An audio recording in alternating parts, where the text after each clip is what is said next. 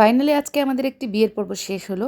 বিয়ের দিন টুকিটাকি যা কিছু করলাম একটু শেয়ার করব তোমাদের সাথে। আর হচ্ছে বিয়ের পর দিন বউকে আমরা কিভাবে বরণ করলাম সেটাও তোমাদের সাথে শেয়ার করব। Hello everyone, this is me Mahmuda from Mahmuda's daily blog. বরাবরের মতো চলে আসলাম আজকে আবার নতুন একটা ভিডিও নিয়ে।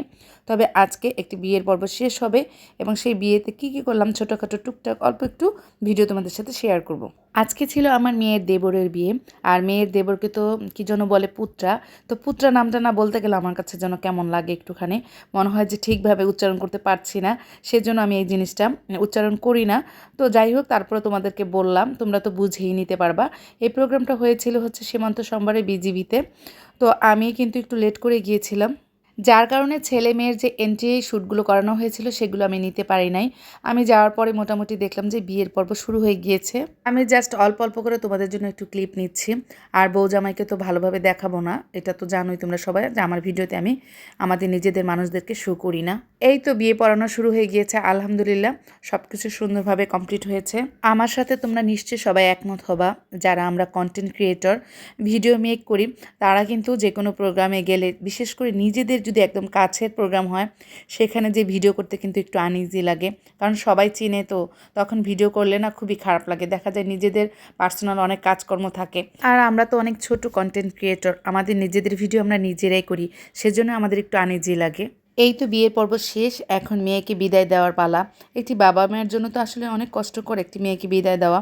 তারপর যাই হোক, বিদায় তো দিতেই হবে, এটাই হচ্ছে নিয়ম আমাদের।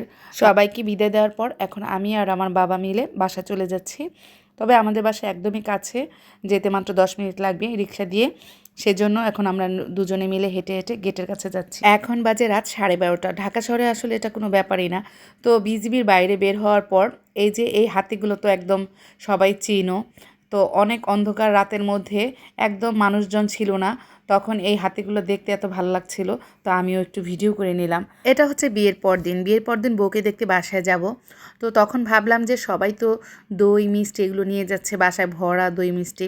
তো আমি একটু যাওয়ার সময় কেক নিয়ে যাই, যেহেতু আজকে নতুন বউকে সেভাবে করে একটা কেক দিয়ে বরণ করি। তো কেকের মধ্যে আমি আবার নাম লিখিয়ে নিলাম যে টু দ্য নিউলি ওয়েডস। আর অনেক সময় না অনেক কিছু মনের মতো না হলে কিন্তু মনটা খারাপ হয়ে যায়। তো কেক নিতে চেয়েছিলাম, সেখানে হচ্ছে রেড ভেলভেটের কেক, আমি ওটা পাইনি। তারপরে যেটা নিয়েছি কফি ফ্লেভারের একটা কেক নিয়েছি। কেকটা খেয়ে সবাই অনেক মজা বলেছে, বাট কেকের উপরে যে নামটা লেখাবো, যেই লেখাটা লিখাবো, তো তারা বলছিল যে সুন্দর ব্ল্যাক কালার দিয়ে লিখে দিবে, ফুটে উঠবে। তো লিখেছে যখন, তখন দেখলাম যে ব্ল্যাক কালার কোথায়, এটা তো চকলেট কালার, হালকা চকলেট কালার হয়েছে। তারপর বললো যে উপরে আবার রেড কালার দিয়ে দিব। তারপরে উপরে কালারটা যখন করছে তখন সেটা থেকে পিঙ্ক কালার। মনটাই খারাপ হয়ে গেল, করার কিছু ছিল না। তারপর বাসায় চলে আসলাম। আজকে দুপুরে নতুন বউর সাথে সবাই আমরা একসাথে লাঞ্চ করলাম। তবে নতুন বউকে আমরা আজকে সাগরানা দিয়ে বরণ করে নিয়েছি। তো এই ছিল আমার আজকের ভিডিও। সবাই ভালো থেকো, আল্লাহ হাফিজ, টাটা।